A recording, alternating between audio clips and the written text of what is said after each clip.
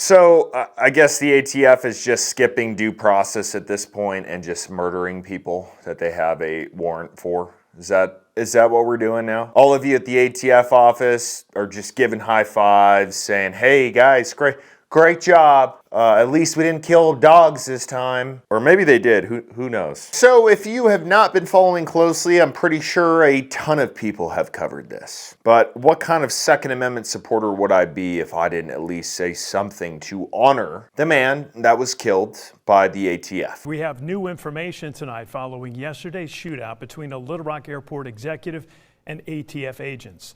Tonight, for the first time, the brother of the man who was being served that search warrant is speaking out. It just doesn't make any sense, the way they did it. One day after this quiet neighborhood in West Little Rock woke to the sound of gunshots, Brian Malinowski's brother, Matthew, is sitting at an attorney's office, thinking of what to do next. I think the next thing is go to the house and take as many pictures as possible of all the damage. Malinowski was the subject of an ATF search warrant early Tuesday morning, while Matthew says Brian collected weapons, guns, and coins at his home on Durance Court.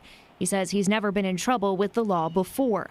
And with no word from law enforcement on what exactly was in that search warrant, Matthew is left planning for an uncertain future. So, I'm sure most of you have a little bit of the details here, but there was an airport executive by the name of Brian Malinowski, and he was a big fan of guns. In fact, he had a bunch of guns. I personally have no guns. I don't know why, I just thought of Step Brothers in that situation. The clown has no penis.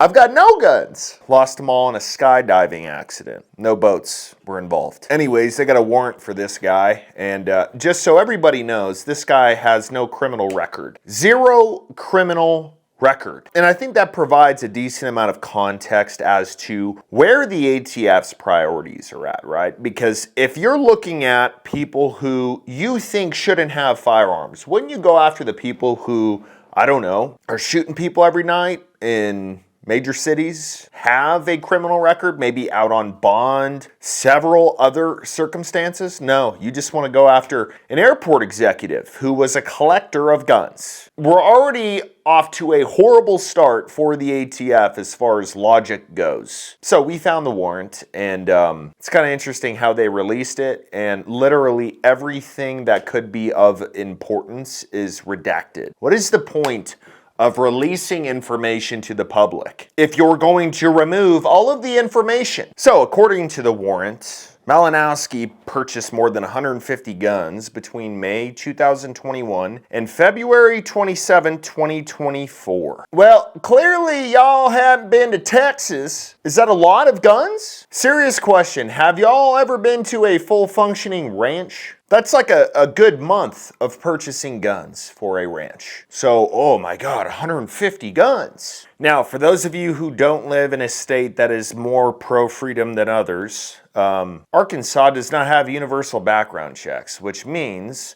that if you want to buy a gun from your neighbor, as long as they know that you're not disqualified, they can sell it to you. That's what this warrant was about. He bought a bunch of guns and he was selling them to people in private firearm transactions. But somehow that was the reason for the warrant. This is not an outrageous circumstance either. People do this all the time. They go to gun fairs, they go to gun shows, they talk with people, they say, okay, what do you have? Okay, I've got this. All right, why don't we trade? I'll sell you this one if you give me credit for that one. It's not a crazy thing. Everybody, a big thank you to Blackout Coffee for sponsoring today's video. Most of you are customers. As you know, I am a huge fan of their product. My favorite by far is Brutal Awakening. On the flavored side, cinnamon French toast, a must try. But big news on the Blackout front. Their investment opportunity is open again. You can become a part owner of Blackout Coffee. All of the details are going to be in the link below the video. This time around, they wanted to make sure that everybody, no matter what your income level is, can become a part owner of Blackout. So regardless of if you decide to join or not, there's always a discount code for some amazing coffee. So in the affidavit, it says that around 6 of the guns that Malinowski sold were found after being connected to a crime. So you're blaming this guy for the state's laws? because he can sell a gun to anybody as long as he doesn't know that they're disqualified, which means that technically if somebody says, no, I have no felonies, I have none of that, he can sell it to them. Doesn't necessarily mean that the person's telling the truth, but if he takes them at their word, he can sell it to them. He didn't have to do a background check on him on his phone. That is not required. And then it says that undercover federal agents purchased another 3 from Malinowski at a Central Arkansas gun show. Once again, how is that illegal?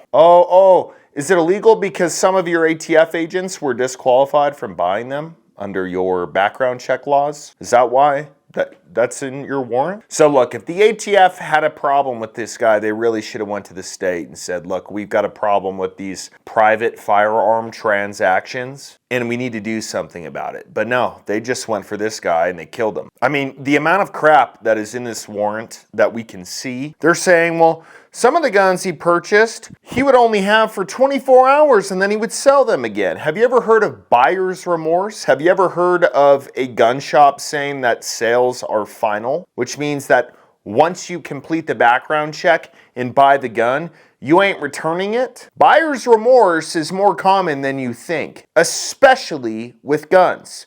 Because people think it's badass in the shop, then they go to the range and they're like, okay, no, this one doesn't feel good. So once again, where is the crime? An affidavit unsealed by federal authorities hours after Malinowski's death alleged he unlawfully sold guns without a license.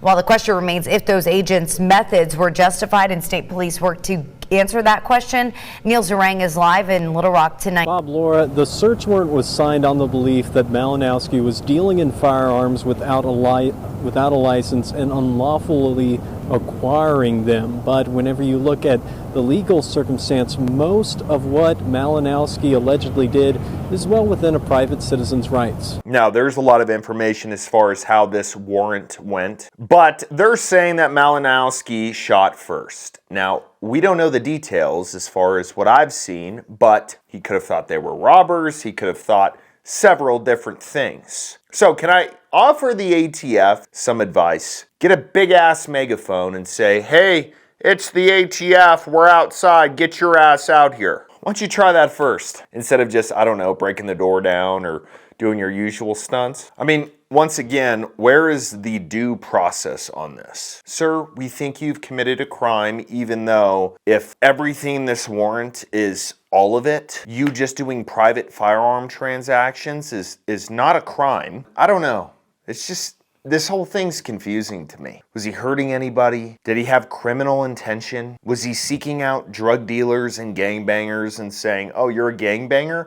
Hell yeah, I'll sell you this gun. Why don't you shoot a few people tonight? No. But somehow this is a priority and it got a dude who seemed like a decent person get killed. Boy.